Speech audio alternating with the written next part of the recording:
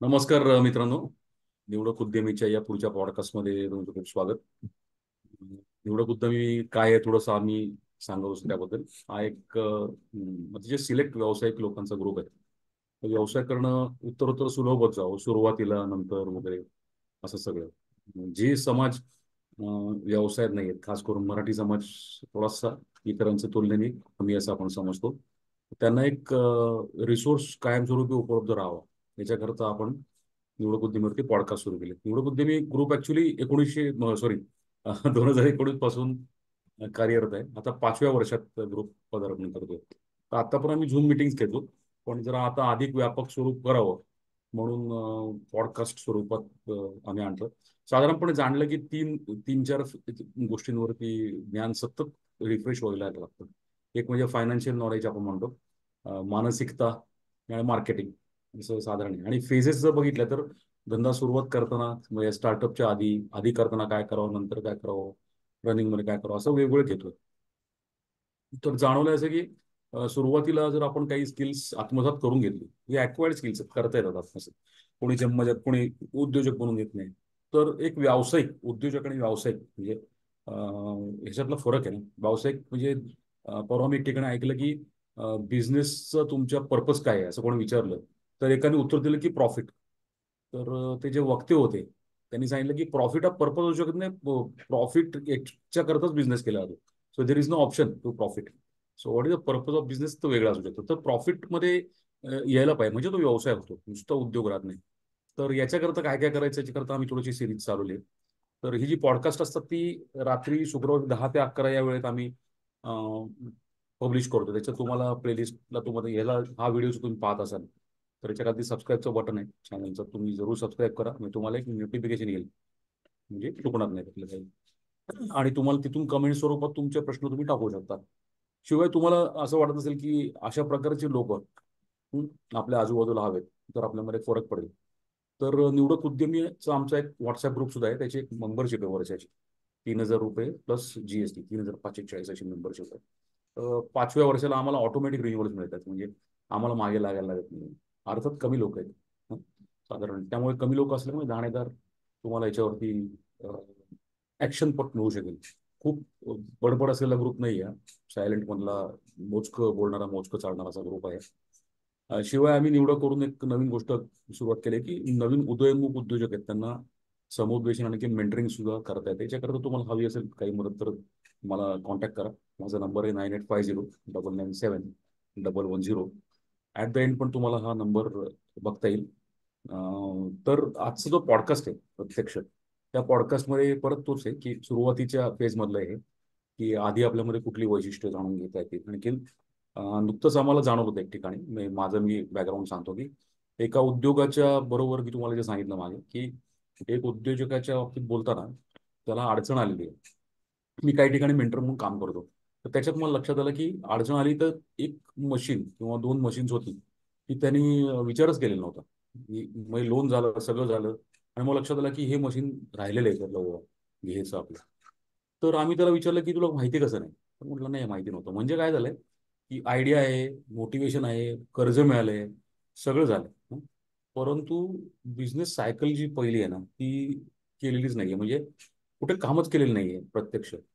तर अ, हे किती महत्वाचं आहे काय आहे याच्याकरता आम्ही एक स्पेसिफिकली विचार केला की याच्याकरता काय करतील. तर थोड्याशा आम्ही गप्प स्वरूपात बोलतोय.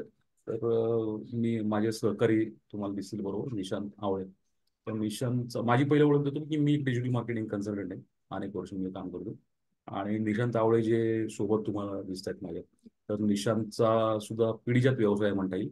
आता सेकंड जनरेशन बिझनेस आहे त्यांचा. वडिलांपासून बिझनेस आहे, 40 एक वर्ष बिझनेस करतात ते. बॅग्स मॅन्युफॅक्चरिंगचा व्यवसाय आहे. आणि त्यातनं हे लक्षात येतं की काही स्वभाव वैशिष्ट्य इतकी वर्ष झाली तरी सुद्धा काही काही व्यावसायिकतेबद्दल आपण कमीच पडत असतो. तर याच्यात करता कसं ज्ञान घेता येईल आणि ते ज्ञान घेता येईल लोकांपर्यंत कसं पोहोचवता येईल याच्याकरता हे सगळे पॉडकास्टची आम्ही निर्मिती केलेली आहे. तर निशांत, तुला काय वाटतं की मी जे सांगितलं आता तुला उदाहरण, तसं तुला पण एक अनुभव आलोय तसा लेटेस्ट मध्ये की हो, अशा प्रकारे तुलाही वाटतं की त्या व्यावसायिकाचं तुला जाणवते की त्या व्यावसायिकेने कामच केलेलं नाही, म्हणजे आयडिया आणि डायरेक्ट बिझनेस असंच झालंय है ना. हो, तर ते काय सांगशील का थोडंसं? हो.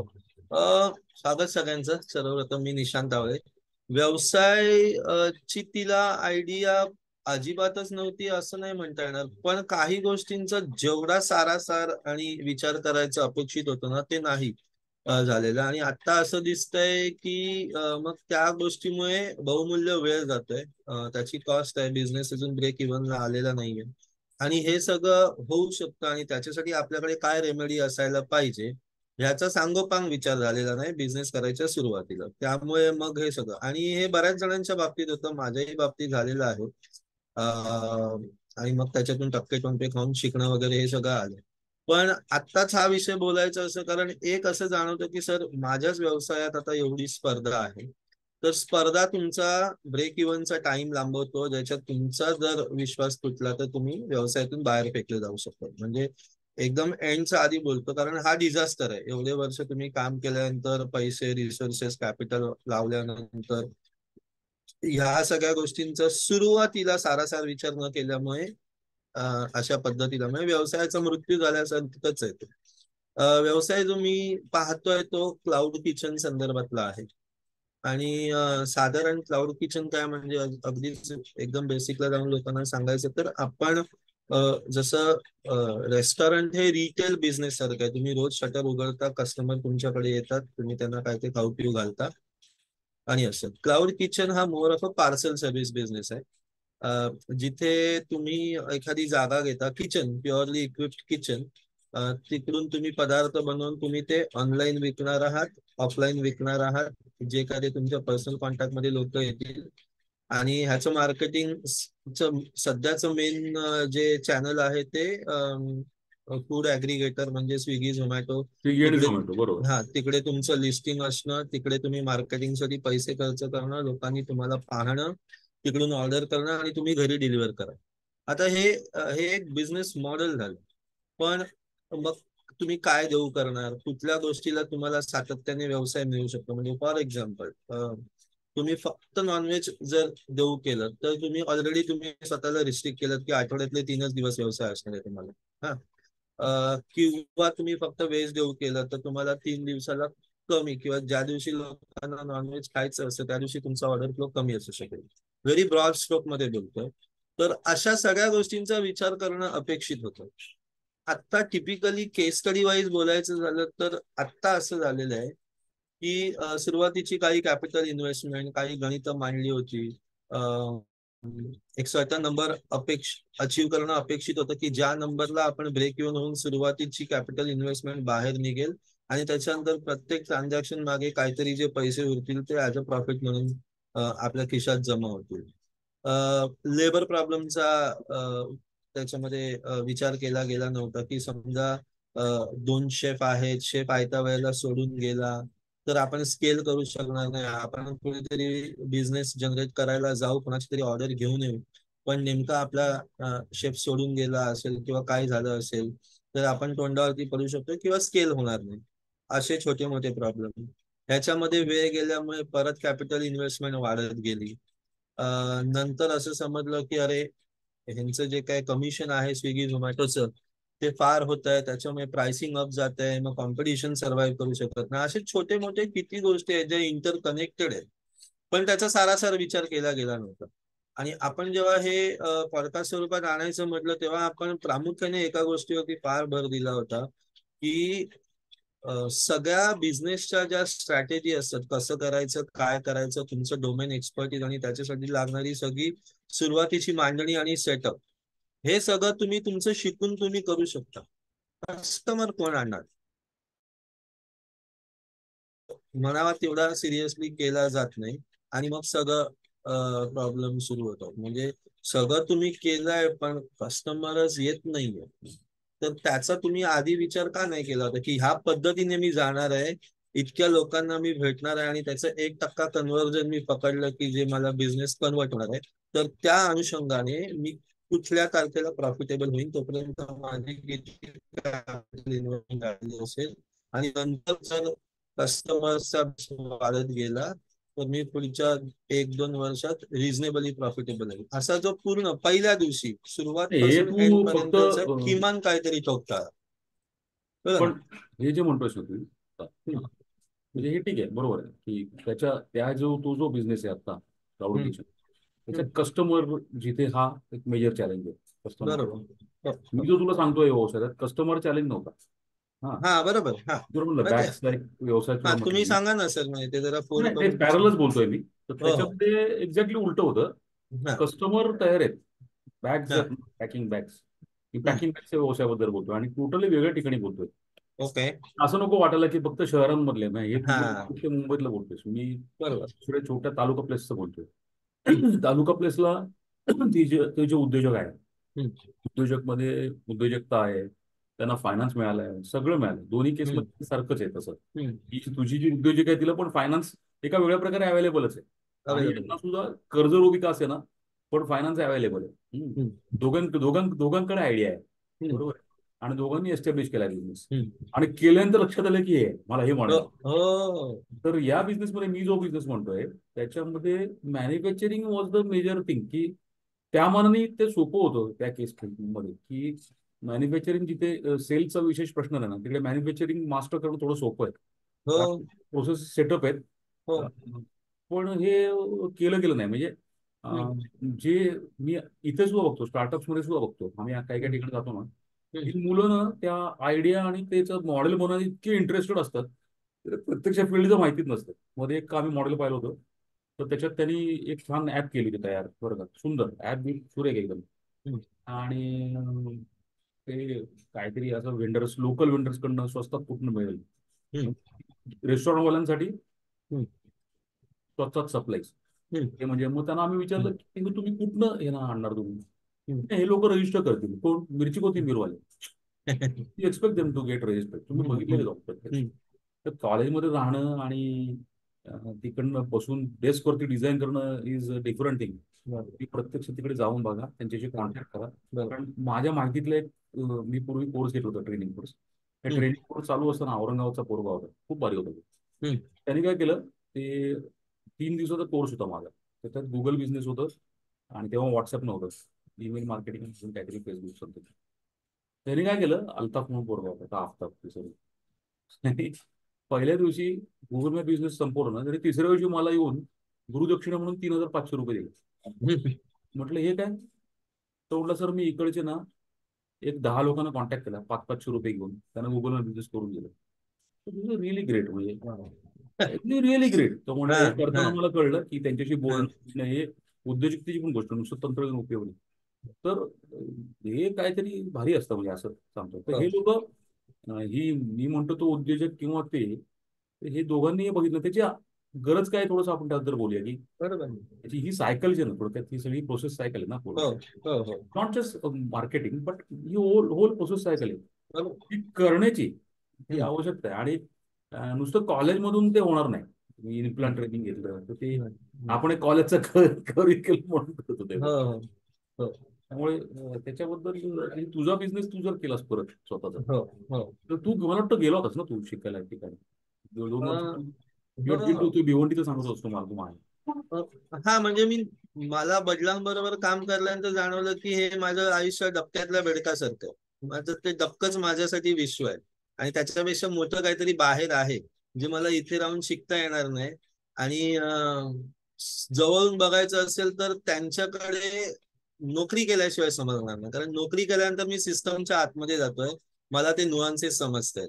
मला जर भारतभर हा धंदा करायचा आहे तर सप्लाय आणि डिमांड साईड, म्हणजे मॅन्युफॅक्चरिंग कसं चालतं, त्यात रॉ मटेरियलचे वेंडर कोण असतात, कस्टमायझेशन कसं करतो जे ब्रँडिंगसाठी उपयोगाचं आहे, आणि मग फिनिश गुड्स कोणाला विकू शकतो, कोण डिस्ट्रीब्युटर आहे, कोण रिटेलर आहे, कुठल्या स्टेटचे काय इकॉनॉमिक्स असतात, हे जर मला नाही समजलं तर मी पॅन इंडिया जाऊ शकणार नाही. आता ते जर शिकायचं आहे तर इकॉनॉमिक वे हाच होता की मला कोणाकडे तरी नोकरी करायला आहे. तर असं होतं. दुसरं, आपण आता बोललो रॅन्डमली, पण ते दोन्ही परफेक्ट दोन वेगवेगळ्या बाजूचे प्रॉब्लेम आपण सांगितले. मी डिमांड साईडचा प्रॉब्लेम सांगितला, तुम्ही सप्लाय साईडचा प्रॉब्लेम सांगितला. की कसं एक्झिक्यूट करायचं ह्याचीच माहिती घेतलेली आहे. म्हणजे डोमेन एक्सपर्टीज मध्ये शॉर्टफॉल आहे. म्हणजे है रे ना? एवढं की तो गंमत, हा. म्हणजे किती किती विचित्र असतं आणि स्फूर्त कुठनं हे सगळं. हा, हा. गव्हर्नमेंटच्या योजना असतात ना, ते काय ते PMEGP, पंतप्रधान हो. बेरोजगार योजना, हम्म, तिथनं त्या व्यक्तीला सुचलं. ती मागासवर्गीय होती आणि त्यामुळे तिला कळलं की आपल्याला एक 25 लाख रुपये कर्ज मिळतं आणि स्वतःचं कॉन्ट्रीब्युशन फक्त 1,00,000-1.5 लाख लागलं तिला. हे मिळालं म्हणून तिने व्यवसाय उभा केला सगळा. व्यवसाय उभा करताना एक प्रेरणा ती कळली ना, पैसे मिळते आणि मला उभा करता येईल. हा, समजलं. हो, हो. उभा केला आणि गंमत अशी झाली म्हणजे हम्म. की आज व्यवसाय उभा केला तर मशिनरी यायला जागा पाहिजे म्हणून जागा घेतली गेली. आणि जवळपास तुला सांगतो मी, मशिनरी जेव्हा ऑर्डर केली तेव्हा तो म्हणला तुम्ही हे सगळं केलं त्याला कुलिंग टॉवरच नाही, त्याला कुलिंग टॉवर लागेल, चिलर लागेल, कुलिंग टॉवर लागेल, चिलर लागेल. ते करा, ते पैसे वाढले, पैसे यांच्याकडे नाही, मग सीसी मधले पैसे वापरले गेले. म्हणजे गडबड गोंधळ बघणं केली आणि हे सगळी मशिनरी यायला पण वेळ लागला. म्हणजे ऍक्च्युली जवळपास मशिनरी जागा घेतल्यापासून 6 महिने 7 महिने भाडं भरलेलं नुसतं जागेचं. एवढं छोटी जरी दारू डिझास्टर आहे. जरी असली तरी 15,000 वाढायचं बिग थिंग. तर बापरे. 7-8 महिने भाडं भरलं आणि मग त्यांना विचारलं मी की म्हटलं सीसी आहे ना तुमच्याकडे, त्याचं काय झालं? ती सबसिडी सीसीच वापरली गेली. 2-2.5 लाख रुपयाची ऍडिशनल मशिनरी लागली. म्हटलं तुम्ही हे करून पाहिलं नाहीत का? नाही, आधी माहितीच नव्हतं ना सर, मग काय करायचं मी. हे काकुळतीला येऊन काय उपयोग नाही. नाही. हा, काकुळतीला हा काय. एक विषय सर बोलूया की हा. मागे पण मी म्हटलं बिझनेस हा बाप दाखव नाही तर श्राद्ध हो कर, ना. ह्या याच्यावरती आता चालतो, कालही है मला ना. एक व्यक्ती भेटल्या. त्या मला म्हणत होतं सर मला ते त्यांना ह्याचा व्यवसाय करायचा ऑनलाईन, लोकल डिजिटल मार्केट. तर माझ्या मिस्टरांना कॅन्सर झालाय, 3च महिने राहिले पुढे माझ्याकडे. म्हटलं मला हे प्लीज सांगू नका, जगातले सगळे व्यवसाय अडचणीत उभे राहिले, त्यामुळे ते तुम्ही सांगू नका मला. तुम्हाला जर व्यवसायाची संधी वाटत असेल तर तुम्ही करा. एका परीने तुमची म्हटलं जी परिस्थिती आहे ती दिसत लागते. एनिवे, त्याच्या बाहेर पडतो सांगतो असं की हे पाहिलंच नव्हतं म्हणजे काय ना, मग त्यातनं आम्हाला मला हे सुचलं ऍक्च्युली. आणि त्याच वेळी बरोबर, तुझ्याशी पण पॅरल तुझ्या त्या उद्योजकीचं बोलणं चालू होतं. बरोबर, बरोबर. It is a similar thing ना. तिला बरोबर. पण सुचलं, तिने चालू केलं आणि करून मग चुकलं आणि मग परत शोधत बसायचं. हा. त्याच्यापेक्षा आधी आपण जर त्याच्यात काय करता येईल हे थोडंसं हो. आपण बोलूया काय. आणि त्याचा फायनान्शियलशी खूप मोठा संबंध आहे. अगदी. आणि मी काल आपलं बोलताना मी तुम्हाला म्हटलं की सर, युनिट इकॉनॉमिक्स म्हणजे एका एका सिंगल ट्रान्झॅक्शन मध्ये मला किती प्रॉफिट मिळणार, ह्या लेवल पर्यंतचं अंडरस्टँडिंग आलं ना की तुम्हाला कळलंय की मला एवढे पैसे सुरुवातीला लागणार आहे, एवढी ऑपरेशनल कॉस्ट आहे, ह्या ऑर्डर व्हॅल्यूला किंवा ह्या व्हॉल्यूमला मी ब्रेक इव्हन येणार आहे. त्याच्यासाठी मला कन्झर्वेटिव्ह जरी पकडलं किंवा हाय रिस्क पकडलं तर मला 2 वर्ष लागणार आहे. 2 वर्षानंतर आय विल बी प्रॉफिटेबल, है ना. असं न माहीत असता तुम्ही जो सांगितला तो तर फार तुम्हाला डिझास्टरच उदाहरण होतं ते की काही. आणि एक मला असं म्हणायचंय की पैसे मिळतात म्हणून सुरुवात होणं हे एकदम वाईट म्हणता येणार नाही. बऱ्याच जणांची तीच सुरुवात असते, पण त्याच्यानंतर काही अभ्यास अपेक्षित आहे. तो न करता म्हणजे ते रिॲक्टिव्ह झालं ना की त्यांनी मशिनरी घेतल्या, ऍब्सोल्युटली रिएक्टिव्ह झालं. पण सॅलरी द्यायला त्यांनी सीसी वापरला म्हणजे केवढं म्हणजे आणि अजून ते. त्याच्यात वर्ष तुला सांगतो की तिने काहीतरी सेल केलेलं आहे बरं का, हा. मार्केटला सेल केलेलं आहे.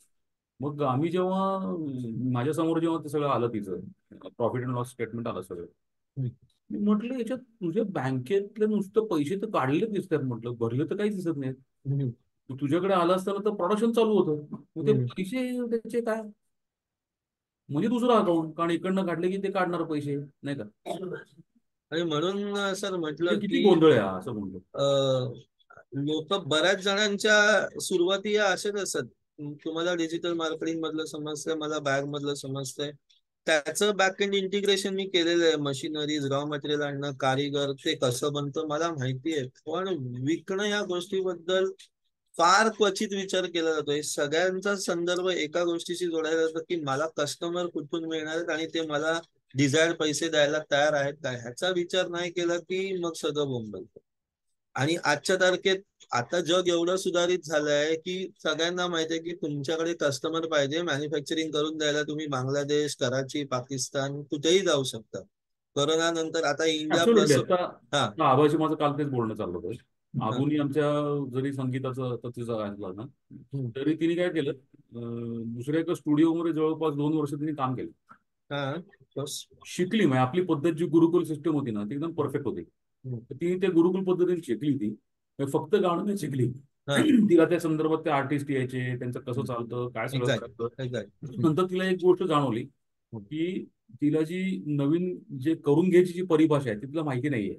हा हा. तर म्हणून आम्ही काय केलं, याच्यातला भागच म्हणून समोरलो की चेन्नईला हो ती गेली होती 1 वर्ष. हो हो तर हो. ती ऍडव्हान्स लेवल लाईफ फ्युजन, तिला जिकडे जायचंय तिला हम्म काही छोट्याच्या अडकून पडायचं नव्हतं. हम्म मग तिकडे ती जवळपास एक वर्षभर होती, वर्ष 6 वर्ष होती चेन्नईला. हम्म.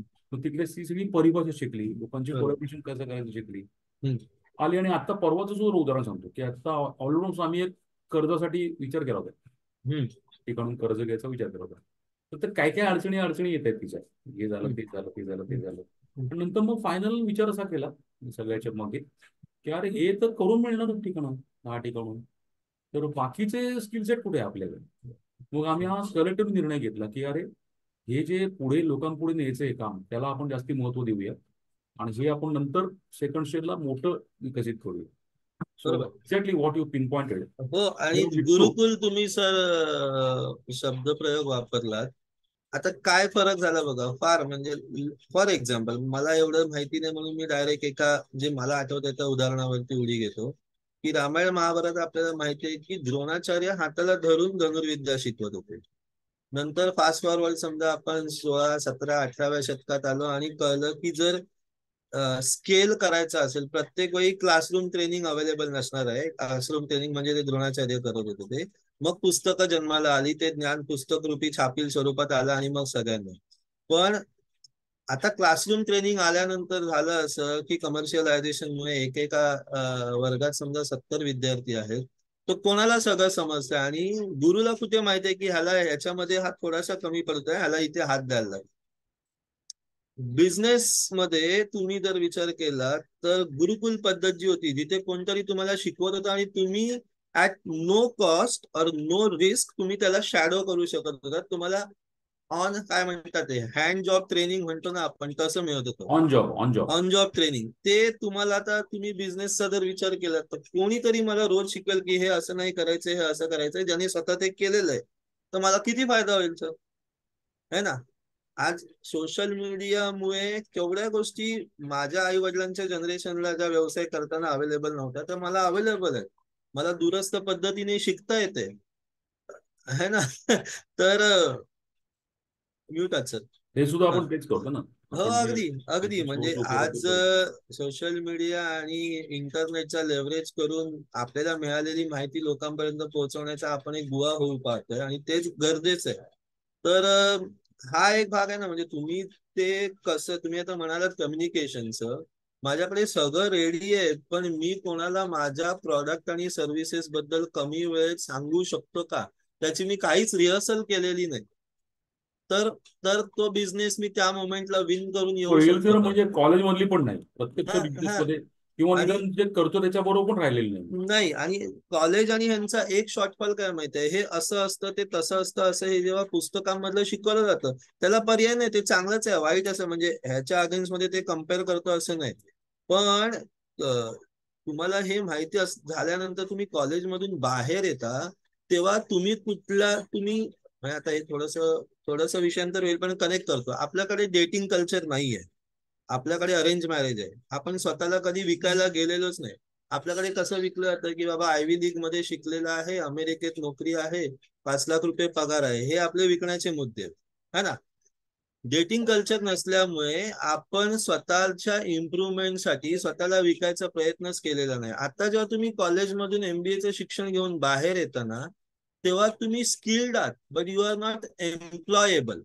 कारण एका इन्व्हेस्टरकडे जाऊन माझा बिझनेस काय हे सांगण्याचीच कला आपण त्याची रिहर्सलच केलेली नाही. पुस्तकात शिकलो आपण, पण समोरच्याने एखादा गुगली टाकला तर त्याला स्किल्ड इन द उत्तर. टूल, हा, बरोबर ना. Not in using it. हा हा, तसं म्हणजे हे जो एक इम्प्लिमेंटेशन लेवलचं जे आपल्याला अनुभव नसतो ना, तो घेण्यासाठी किंवा तो जर नसेल तर दुसऱ्या बरोबर काम करून किंवा दुसऱ्याकडून माहिती घेऊन तरी शिकावं. आणि स्वतःला हे माहिती पाहिजे की हे मला नाही येत आहे, म्हणजे आत्मपरीक्षण आपल्याला भानावर आणतं ना. तसं आता तुम्ही जे उदाहरण दिलं त्या बाईला माहितीच नाही की बिझनेस पूर्ण कधी होईल किंवा कस्टमर मिळेल, विकला जाईल, त्याचे पैसे येतील, त्याच्यात काहीतरी प्रॉफिट झालेलं असेल. बॅकएंड इंटिग्रेशन करतच तिने आधीच पैसे घेऊन लोकांचे मोकी झाली, कर्ज घेतलं, सीसी घेतलं, असं आहे.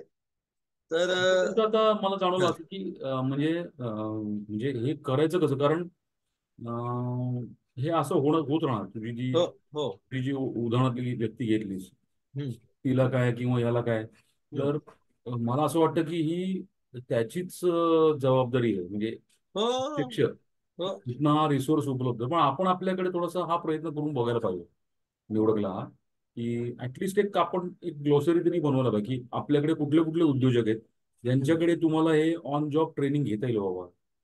अगदी. 3 महिने 4 महिने आणखी उद्योजकांना म्हणजे कॉलेजमधला करिक्युलमचा भाग नाही ठेवायचा. सर उद्या जर सॉरी कोणाला तुम्हाला वाटलं. इंटरप्ट करतोय. आपण डॉक्टर जेव्हा होतो तेव्हा इंटर्न असतात ना, ते डॉक्टर ऑपरेशन थिएटर मध्ये ऑपरेट करत असताना बाजूला उभे असतात ना बघायला, ती ऑन जॉब ट्रेनिंग आहे ना. व्यवसायात का नाही आपण करायला लागते है ना असं. ते तेच म्हणतो, पण त्याच्यात करायला पाहिजे आपण हे, तर आपण याच्याकरता काहीतरी खास प्रयत्न करूया. म्हणजे आपले जे निवडकचे उद्योजक आहेत यांचे हम्म. आपले लिस्ट आपण करून आपण एकमेकांमध्ये यावेळी आम्ही हे जरूर बोलू. यावेळी मीटिंग आहे ना आपली 3 तारखेला, हा. 3 फेब्रुवारीला मीटिंग आहे. तर बरोबर. त्याच्यात हे कसं करता येईल, किंवा BYCचे आमचे बरेच उद्योजक आहेत. हम्म. तर जे नवीन येणाऱ्या माणसांना यांनी जर मेंटेन केलं तर काहीतरी हा. असं बघायला. हा. 3 महिने आणि त्याच्याबरोबर कॅश फ्लोचं पण बरोबर पाहिजे ज्ञान. असं आपण तर पुढच्या इथे बोलणारच होत ना सगळं. तर, अगदी. अजून तुला काय वाटतं काय करता येईल याच्यात सर फायनान्स ज्ञान नसल्याशिवाय कुठले धंदे होऊ शकत नाही फायनान्स तर आमचे. ठीकच आहे, मी हा म्हणतोय म्हणजे ऑन जॉब तो एक ट्रेनिंगसाठी आपलं आस्पेक्ट काय करता येईल. म्हटलं तसं ना. सर मी माझ्याच मुलाला रोज सांगतो की मी आज हे असं का वागलो आणि माझ्या त्याच्याबद्दलचे चॅलेंजेस काय. सिम्पल सिम्पल रोजचं जे माझं, आज मला 2 ऑर्डर आल्यात. मी एक ऑर्डर पहिली पॅक करत नाही कारण माझं कोणाशी तरी बोलणं चालू आहे. ती ऑर्डर आली तर मला एकत्र ते डिलिव्हर करता येईल, माझी काहीतरी पैसे वाचतील. हे एवढ्या छोट्या पद्धतीचं मी त्याला रोज सांगतो की हे मी असं का करतोय. मला माहित नाही त्याच्यातून तो काय बोध घेईल, पण काहीतरी मी त्याच्या कानात घालू पाहतोय जे कुठेतरी त्याला कधीतरी रिफ्लेक्ट करता आलं, कनेक्टिंग द डॉट्स कर असं. काल मी त्याला समोरून विचारलं की तुला काय वाटतं की माझं बिझनेस मॉडेल काय आहे. आणि ऍक्च्युली मी काल बोललो त्याच्याशी की माझं बिझनेस मॉडेल काय. मग मी त्याला आधी सांगितलं, त्याने मला सांगितलं की तू असं ऑनलाईन विकतोस. म्हटलं का ऑनलाईन विकतो. मग मी त्याला सांगितलं की फिजिकल डिस्ट्रीब्युशन मध्ये काय चॅलेंजेस असतात, पैसे वेळेत मिळत नाही हे ते. मग मी त्याला सांगितलं की भारतात MRP हा डीपली रुटेड कन्सेप्ट आहे. म्हटलं इंटरनेटमुळे आज काय झालंय की फिजिकल डिस्ट्रीब्युशनची गरज नाही, मी इंटरनेट थ्रू लोकांपर्यंत पोहोचू शकतो. मग MRP आणि इंटरनेट थ्रू लोकांपर्यंत पोहोचू शकल्यामुळे डिस्ट्रीब्युशन चॅनलला जे पैसे द्यायला लागतात ते मी ऍज अ MRP ला डिस्काउंट म्हणून लोकांना देतो. आणि मी लोकांना सांगतोय की ही तुमच्यासाठी विन विन सिच्युएशन आहे. तुम्हाला MRP ला 35% डिस्काउंट आला, मला रोकडे पैसे मिळाले, दोघं खुश. हे बिझनेस मॉडेल आहे. मी त्याला म्हटलं की आता माझ्या एका शाळेतल्या मित्राला जर विचारलं की निशांचं बिझनेस मॉडेल काय आहे, तर कदाचित सांगू शकणार नाही. म्हणजे मी काय करतोय ते माहित असून तो सांगू शकणार नाही की मी अजून हे एक गोष्ट, असंच का करतोय. हा तू घरातलं सांगितलं असेल. हा. हा. हो. मला आता असं बोला ना वाटतं सर. की आपण जो प्रकारचा व्यवसाय करतोय ना, हम्म. म्हणजे मला जाणवलं असं की आपले जे जे व्यावसायिक कॉन्टॅक्टमध्ये आहेत आपण त्यांच्याशी बोलून ठेवायला पाहिजे की तुझ्याकडे एखाद्या व्यक्तीला जर काम करायचं झालं तर तू 3 एक महिने काम करून देशील का त्याला. 3 महिने तरी लागतील साधारण. 3 ते 6 महिने जर असेल तर अजूनच उत्तम. पण 3 ते 6 महिने हे काम कंपल्सरी करायला पाहिजे. म्हणजे पूर्वी मला आठवतंय मी जेव्हा पूर्वी एकदा बँकेत गेलो होतो कर्ज मागायला, तेव्हा त्यांनी विचारलं तुम्हाला याचा अनुभव काय आहे हम्म. कामाचा.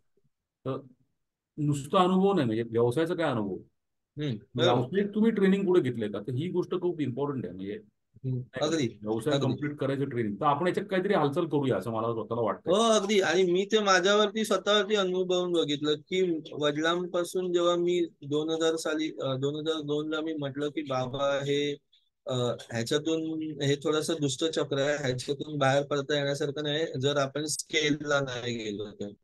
स्केलला जायचं तर तुम्हाला ब्रँड बनवायला लागेल. ब्रँड बनवायचा तर ते कसं चालतं, कोणा थ्रू विकलं जाऊ शकतं ते माहित पाहिजे. ते माहित करून घ्यायचं तर मला कुठेतरी नोकरी करायला लागेल.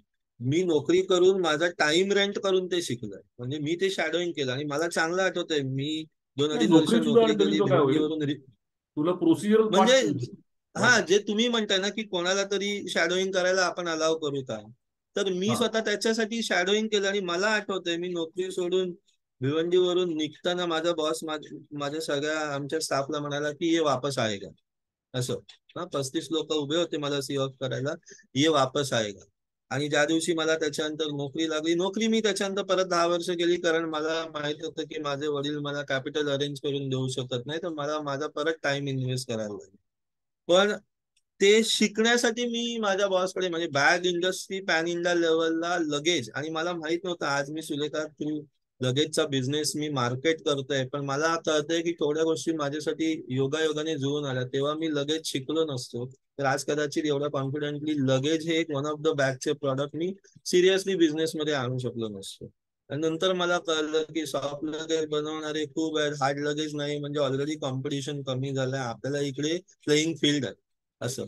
तर जे आपण म्हणतोय की आपण शिकून यायला पाहिजे, ते मी नोकरी करून, मी 5,000 रुपये पगाराची नोकरी केली होती. 2 वर्षांनी 5,000 ते 6,000 रुपये झाले होते.